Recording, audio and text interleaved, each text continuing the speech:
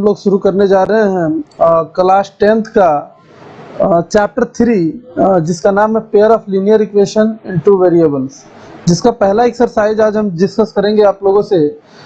और इसमें हम लोग मेनली सीखेंगे इक्वेशन को किस तरीके से बनाते हैं और किस तरीके से उसे इक्वेशन तक पहुंचाकर उसका ग्राफिकली जो है आंसर को दिखाते हैं। केवल हमें यहाँ पे ग्राफिकली अप्रोच जो है इस मेनली है इसको दिखा देना है, इंटरसेक्शन वगैरह नहीं दिखाना है, केवल अलग अलग। तो आइए शुरू करते हैं। पहला क्वेश्चन आपके सामने है। यहाँ पे क्वेश्चन कुछ इस तरीके से है कि ये पूछा गया है कि Aftab tell his daughter 7 years ago, I was 7 times as old as you were then. Also 3 years from now, I shall be 3 times as old as you will. यहाँ पे थोड़ा सा hints दिया हुआ है. And this is interesting. Represent this situation algebraically and graphically. Algebraically और graphically represent करना।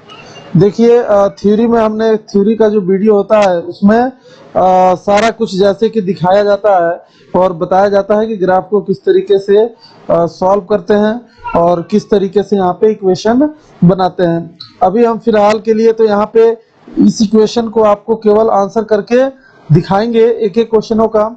यहाँ पे इस चैप्टर में मैक्सिमम क्वेश्चन तो ज़्यादा है नहीं, 3 क्वेश्चन होते हैं, यहाँ पे 3 से 5 क्वेश्चन होते हैं, लेकिन इसके हर एक एक्सरसाइज के हम वीडियो आपको अलग अलग देंगे। तो आइए यहाँ से शुरू करते हैं। हमने ऐसा कर लिया कि देखिए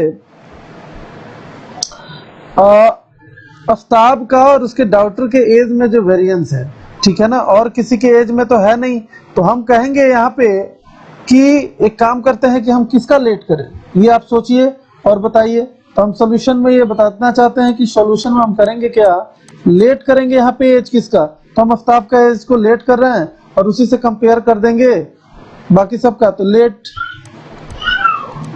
present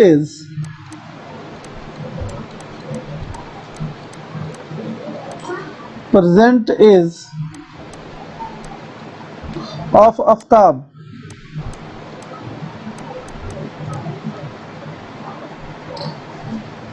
and his daughter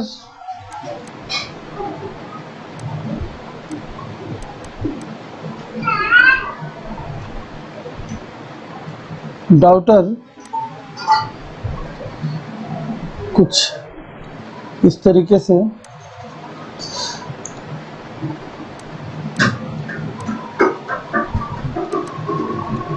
x and Y, इतना तो हम लेट कर ही सकते हैं। अब बात आई 7 ईयर एगो की बात है, तो हम कहेंगे कि 7 ईयर एगो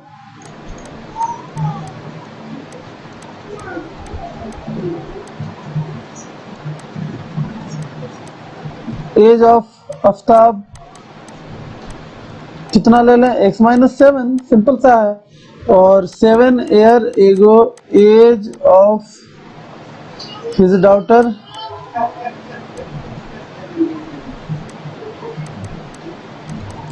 y-7। अब देखिए यहाँ पे क्वेश्चन बोला गया है कि देखिए यहाँ पे 3 ईयर बोला गया 7 year this old age we then 7 year ago I was 7 times age old age you 7। तो यहाँ पे हम क्या कर देंगे, जो डॉटर का एज है, ठीक है, और यहाँ पे जो आफ्ताब का एज है, तो आफ्ताब का एज जो है 7 टाइम्स है, क्या है 7 टाइम्स है, तो कहेंगे x-7 आफ्ताब का एज, और 7 टाइम्स ज़्यादा है किसके एज से, तो हिज डॉटर के, यानी कि y-7। अगर हम इसे सॉल्व करें तो यहाँ से देखिए x-7 इक्वल टू 7y-49, और यहाँ पे जो इक्वेशन आ जाएगा x-7y-7 प्लस 49 इक्वल टू 0, यानी x-7y प्लस 42 इक्वल टू 0। हम इसे इक्वेशन फर्स्ट कह सकते हैं या हम ले सकते हैं। आगे इसमें हम देखेंगे, दूसरे पेज पे चलते हैं हम। आगे ये बोला गया है कि जो एज है, ठीक है, अगेन 3 ईयर, ठीक है ना, 3 ईयर बाद में, अभी से 3 ईयर बाद में, तो क्या होगा, अगेन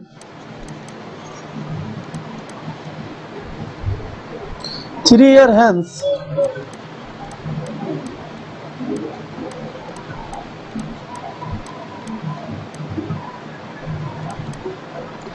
एज ऑफ आफ्ताब कितना हो जाएगा?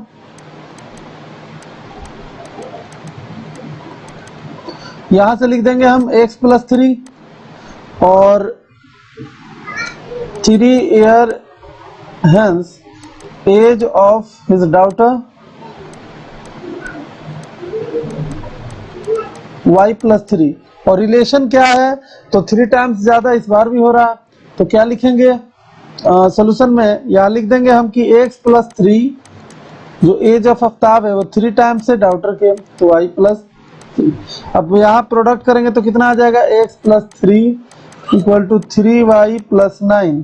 दिलाइए x माइनस 3y और माइनस का 9 इधर आएगा तो माइनस का 6 इक्वल टू 0।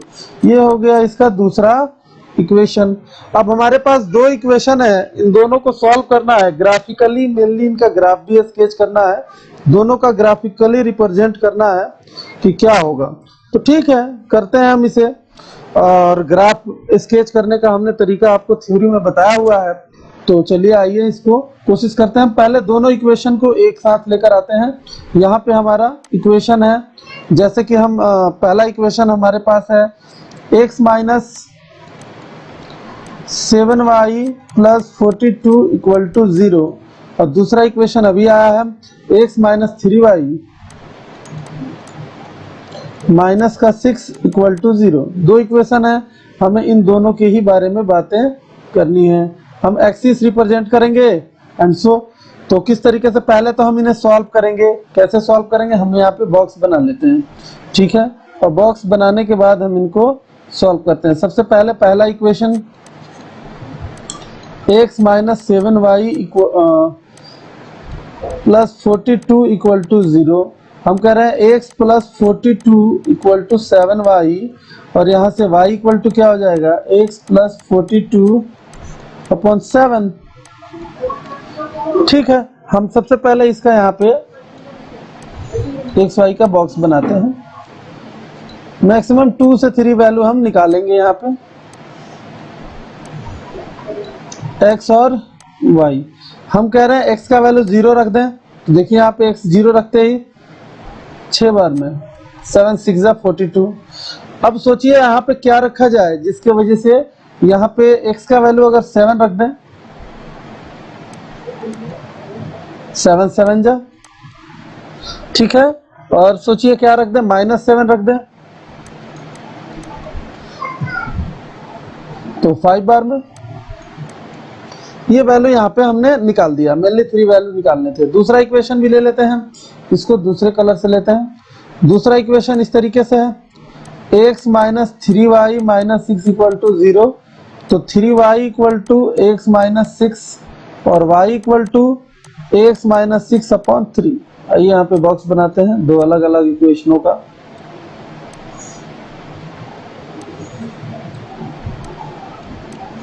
x y 3 अलग अलग वैल्यू हम यहाँ पे निकाल लेंगे। क्या आएगा यहाँ पे? x का वैल्यू अगर 0 रख दें तो यहाँ पे आपको y का वैल्यू माइनस का 2 मिल जाएगा। अगर आप यहाँ पे 3 रख दें, 3 रखते ही माइनस का 3 माइनस का 1 मिल जाएगा।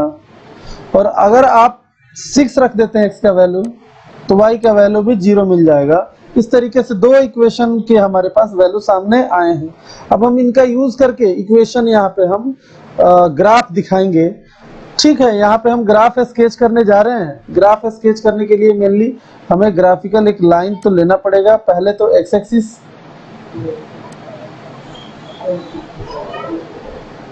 ये रहा बस, और एक हम ले लेंगे, ये रहा वाई एक्सिस, दूसरा ले लेते हैं एक्स एक्सिस।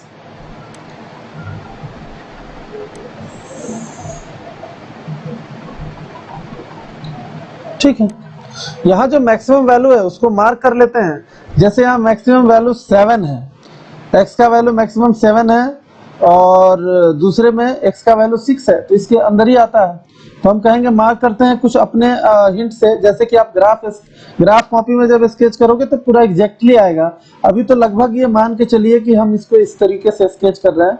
जैसे कि हमारे पास ये रहा 1 2 3 4 5 6 7। इसी तरीके से हम -7 तक जा सकते हैं। -7 का भी वैल्यू x का है 1 2 3 4 5 6 7, यहाँ तक ले लेते हैं। ठीक है, अब हम कहेंगे कि y का वैल्यू भी मैक्सिमम 7 तक ही है, तो कहेंगे 1 2 3 4 5 6 7। उसी तरीके से नीचे भी रख लेंगे 1 2 3 4 5 6 7। ये लगभग स्केचिंग का हम तरीका आपको बता देते हैं, एग्जैक्ट यहाँ कुछ नहीं है। जिस कलर का पेन हम यूज कर रहे हैं, जिस कलर का बॉक्स है, कि आपको इजी समझ में आ जाएगा। पहले हम ये पहला लाइन, जब x का वैल्यू 0 तो y 6, इसके लिए हम क्या करते हैं, ये वाला कलर। x का वैल्यू 0 तो y का वैल्यू 6, 0 y का वैल्यू 6, 1 2 3 4 5 6, ये रहा। ये पॉइंट हम मार्क करते हैं और यहाँ पे रिप्रेजेंट करते हैं 0 और 6। फिर हमारे पास आ रहा है 7,7, यानी x7 y भी 7, 1 2 3 4 5 6 7 और y भी 7, यानी इसके सामने कुछ इस तरीके से पॉइंट हो जाएगा। देखिए, लगभग आप स्केल अगर यूज करेंगे तो आपको पूरा दिखाई देगा, ये कोई बहुत बड़ी बात तो है नहीं। तो यहाँ पे जो पॉइंट हम मार्क कर रहे हैं 7,7। उसी तरीके से -7,5, x का वैल्यू -7, 1 2 3 4 5 6 7 और y का वैल्यू 5 में कहाँ आ जाएगा, 1 2 3 4 5 यहाँ पे। तो हम कह सकते हैं इस पॉइंट पे हम मार्क कर लेते हैं कहीं पे, और इस पॉइंट का नाम दे देते हैं हम। बताइए क्या होगा, तो x का है -7, y का है 5। ये एक लाइन हो गया। हम इन लाइन को मिला देते हैं कुछ इस तरीके से।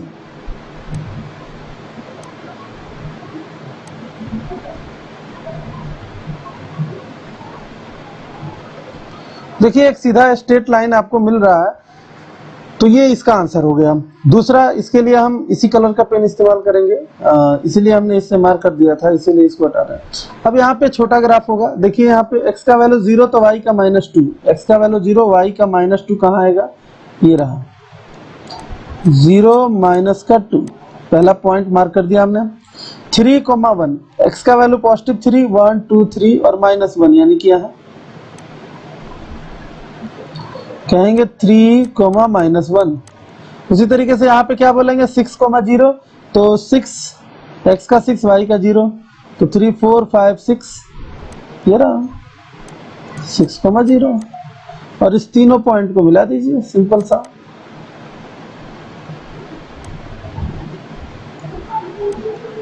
थोड़ा सा यहाँ पे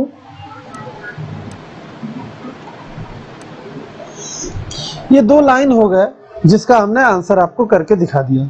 तो पहला क्वेश्चन को हमने कुछ इस तरीके से शो किया है, आप देख सकते हैं और आप इसको ध्यान रख सकते हैं। बहुत मुश्किल तो नहीं था, लेकिन हाँ, ये कह सकते हैं कि ठीक ठाक क्वेश्चन है ये। चलिए नेक्स्ट क्वेश्चन की तरफ बढ़ते हैं। ये ग्राफ खींचना आप इस तरीके से सीख सकते हैं। आगे नेक्स्ट आप कैसे निकाला जाता है हम आपको स्टेप बाय स्टेप समझाते चलेगा। ठीक है, आप जब ग्राफ कॉपी में कीजिएगा तो एग्जैक्ट निकल के आएगा कि कहाँ पे ग्राफ एक्चुअली जा रहा है। ठीक है, अब हम चलेंगे क्वेश्चन नंबर 2 की तरफ। क्वेश्चन नंबर 2 को भी कुछ इस तरीके से ही करना है, लेकिन पहले तो इक्वेशन बनाना पड़ेगा। इक्वेशन बनाने के बाद ही हम यहाँ पे, तो ये इक्वेशन इसमें बहुत मुश्किल नहीं है। देखिए, आप लोग आसानी से कोशिश कीजिए कि ये निकले। बोला गया the coach of a cricket team buy 3 bats and 6 balls for 3,900 letters C buys another bat and 3 more bats ball of the same kinds। इतने रुपए में, मतलब 1300 रुपीज में। रिप्रेजेंट द सिचुएशन अल्जेब्रिकली भी एंड ज्योमेट्रिकली भी। तो ठीक है, हम जैसे सबसे पहले यहाँ पे लेट कर लेते हैं, एक एक का कॉस्ट मानेंगे, और कॉस्ट जब नंबर ऑफ पता है तो टोटल कॉस्ट भी निकल जाएगा। तो हमें यहाँ 2 वेरिएबल के टर्म में कहेंगे। सबसे पहले सॉल्यूशन में यहाँ देखिएगा, सबसे पहले कहेंगे लेट कॉस्ट ऑफ बैट कितना है, तो RS ले लेते हैं X रुपीज, और दूसरा cost of ball RS Y rupees. अब देखिए नंबर काउंट है हमें, पहले में the coach cricket bye 3 bats, तो 3 बैट का कॉस्ट कितना हो जाएगा 3 × X, इसलिए X रुपये इसका एक है, तो 3 × X का 3 बैट होगा, प्लस बॉल एक Y रुपीज का है यहाँ पे, तो कितना हो जाएगा 6Y, और कितने टोटल कॉस्ट कितना लगा 3900, पहला इक्वेशन तैयार। दूसरा 3 more balls of the kinds, बोल रहा है see buys another bat and 3 more balls, 3 more balls of the same kinds, अब इतना। अब देखिए यहाँ पे दूसरे क्वेश्चन की तरफ हम बढ़ेंगे तो किस तरीके से करेंगे। अब दूसरा क्वेश्चन सोचिए, इसमें क्या करना है आपको, दूसरे सिचुएशन के लिए आपको कैसे इक्वेशन तैयार करना है, ठीक है। तो कैसे आप तैयार कीजिएगा इक्वेशन, आइए समझते हैं इसको। सबसे पहले हम कहेंगे कि यहाँ पे 3 more bats, she buys another bat, later she buys another ball bat and 3 more balls of the same kinds, buy another bat, bat का तो यहाँ नंबर नहीं दिया है ना, ठीक है ना। कैसे करेंगे ये ज्यादा इंपॉर्टेंट है कि इसको किस तरीके से रिप्रेजेंट किया जाए, सोच के बताइए कैसे कीजिएगा, इसको किस तरीके से रिप्रेजेंट किया जा सकता है अगर हम बात करें यहाँ पे इक्वेशन का। तो चलिए हम लोग सोचते हैं, यहाँ पे कुछ लग रहा है कि मिसप्रिंट सा लग रहा है मुझे, सी बाई कितना another bat and 3 more balls of the same kinds, 10 represent the situation algebraically and graphically, ठीक है ना। तो इसमें थोड़ा सा हमें डाउट लग रहा है, balls and later see by another 3 more balls of the same kinds, same kinds के 3 ज्यादा बॉल लिया गया है, मीनिंग इसका है कि जब 3 बॉल बढ़ा दिया गया तो 9 बॉल हो गए, बॉल 9 हो गए, लेकिन बैट्स की संख्या कैसे पता करें, एक बैट्स तो न लिया, 1 बैट्स ले सकता है 3 मोर बैट्स नहीं, हाँ वही है 3 मोर बैट्स तो कर देते हैं इसी को ऐसे ही। तो क्या करेंगे यहाँ पे x प्लस, हम कहेंगे 1 बैट्स और 3 बॉल्स 1300, दूसरा इक्वेशन यहाँ पर ठीक है, ये हो गया हमारा दूसरा इक्वेशन।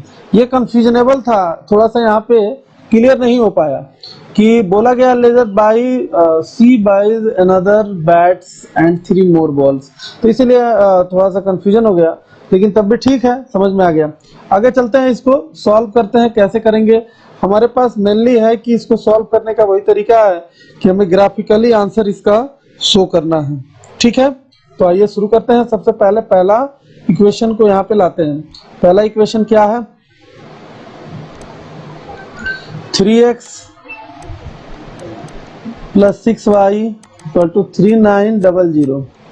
यहाँ से हमें लग रहा है 3 कॉमन है, तो x प्लस 2y, 3 1 जा 3 3 जा 1300, ठीक है। अब यहाँ पे हम ज्यादा बड़ा तो ग्राफ नहीं स्केच करना चाहते, ये इतना बड़ा है कि कोई भी वैल्यू रखेंगे आसपास घूमता रहेगा। तो काम करते हैं हम, कुछ इस तरीके से ग्राफ बनाते हैं। ब्लैक बॉक्स बना लिया हमने, इसलिए वैल्यू बहुत ज्यादा है तो उसके हिसाब से हमें सोचना पड़ेगा, इतना लंबा तो हम एक्सिस नहीं बना सकते एक्स वाई। जब ऐसा दिखे तो सिचुएशन समझ जाइए। यहाँ x का वैल्यू 0 डालिए,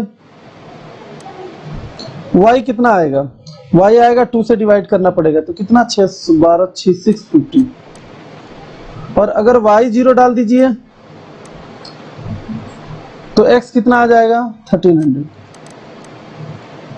दूसरा इक्वेशन क्या है, x plus 3y equal to 1300।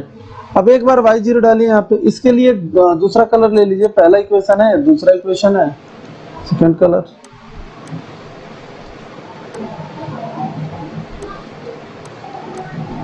x और y हम कह रहे हैं एक बार क्या कहते हैं, y0 डालिए,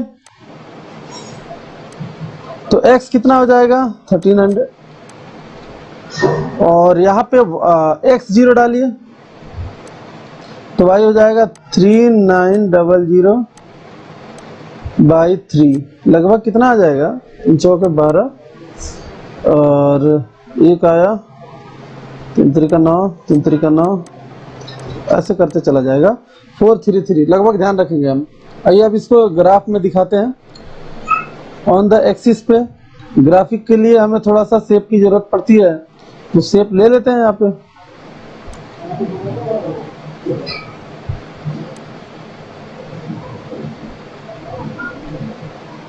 ठीक, डन।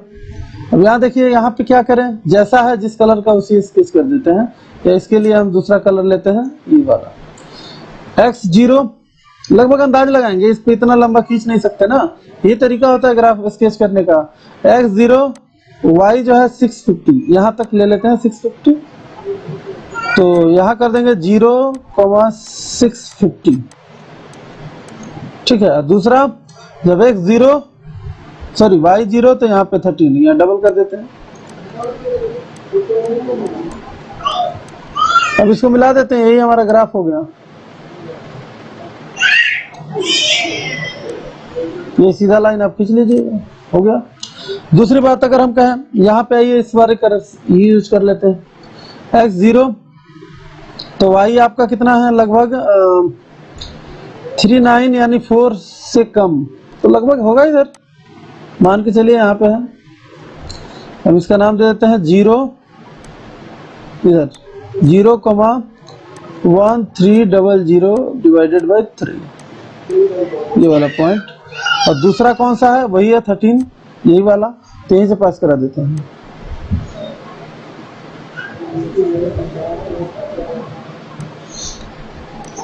यही हो गया हमारा आंसर, और क्या। अब नेक्स्ट क्वेश्चन की तरफ बढ़ेंगे और कैलकुलेट करते हैं, देखते हैं कि क्या आता है। ठीक,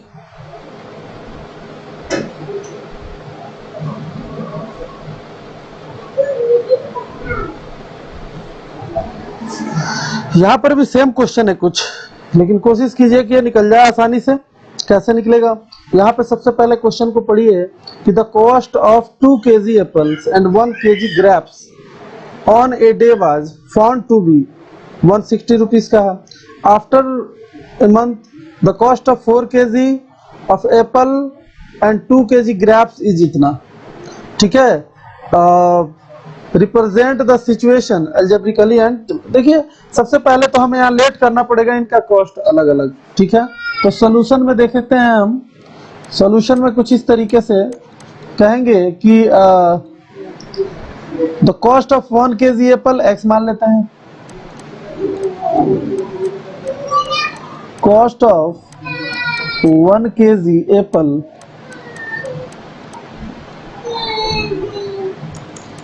x रुपीज, और cost of 1 kg grapes y rupees. अब जैसे आपने खरीदारी किया उसी हिसाब से हम सोचते हैं, हम कहेंगे यहाँ पे जो हमने जो परचेज किया है वो 2 kg जो है एप्पल खरीदा है और 1 kg जो है ग्रेप्स खरीदा है, और इसका हमने दिया है 160 रुपीज। तो ये पहला इक्वेशन। फिर हम कहेंगे कि हमने जो है इस बार 4 kg जो है एप्पल खरीदा और 2 kg जो है ग्रेप्स खरीदा, और ये टोटल मिलके 300 रुपीज हमने पे किया। हमें लग रहा है यहाँ से कुछ कॉमन है, 2 कॉमन हो जाएगा, तो कहेंगे 2x plus Y equal to 150। अब इसे ग्राफिकली रिप्रेजेंटेशन कर देना है, दिखा देना है। ऐसा तो लग रहा है कि ये पैरेलल लाइन कटेगा नहीं। ठीक है, तो दिखा देते हैं, इसमें कुछ जाता नहीं है। आइए शुरू करते हैं इसका। सबसे पहले हम यहाँ बॉक्स बना लेते हैं।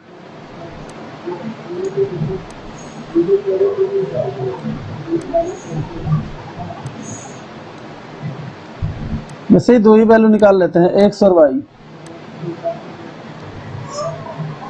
ठीक है, सबसे पहले हम कहेंगे एक्स 0, वाई का वैल्यू 160 और वाई 0, एक्स का वैल्यू 80।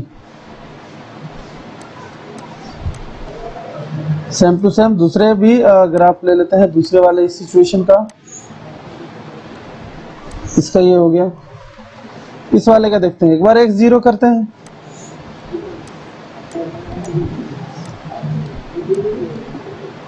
वाई 150 और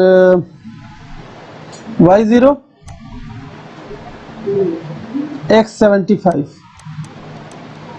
ठीक, डन।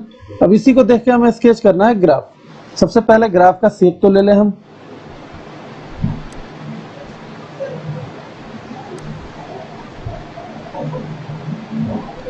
ठीक, ऐसा करेंगे कि पहले सिचुएशन में 10-10 का गैप ले लेते हैं।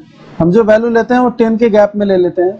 हम कहेंगे 10, 20, 30, 40,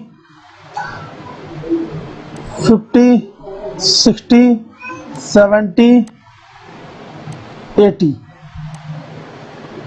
नेगेटिव कुछ रखा नहीं हमने, 80 तक हो गया। ऊपर का भी वैल्यू y का हमें 160 तक रखना है, तो इसको थोड़ा सा बड़ा लेना पड़ेगा।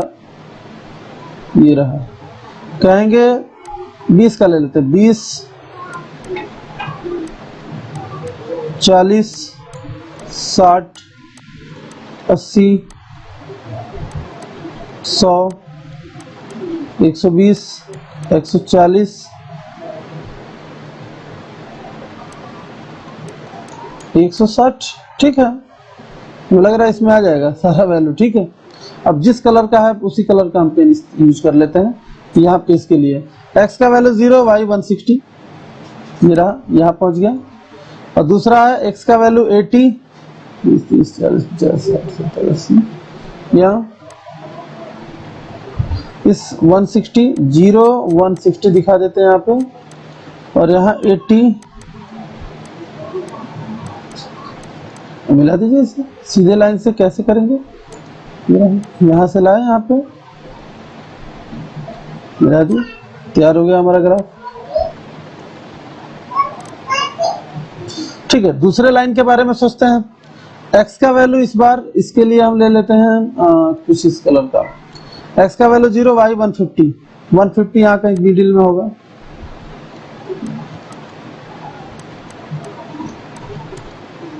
दूसरा, जब y का वैल्यू 75x का है तो y का वैल्यू 0, तो कह देंगे 75, 0। इसको भी मिला देते हैं स्ट्रेट लाइन से।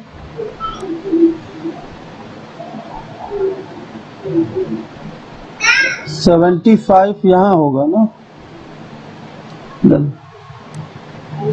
इसलिए जब ये 80 है तो यहाँ होना चाहिए बीच में 75, 0। ठीक है, ऐसा लग रहा है दोनों लाइन पैरेलल है और यही इसका फाइनल ग्राफ हो गया। तो दिस इज रिक्वायर्ड आंसर। ये आपस में कट नहीं रहा है। उम्मीद करते हैं ये आपको एक्सरसाइज क्लियर समझ में आ गया होगा, और आगे इसके बाद अगले वीडियो में हम नेक्स्ट एक्सरसाइज करेंगे। तो ठीक है, अगर ये वीडियो आपको पसंद आया तो इसे लाइक और सब्सक्राइब करना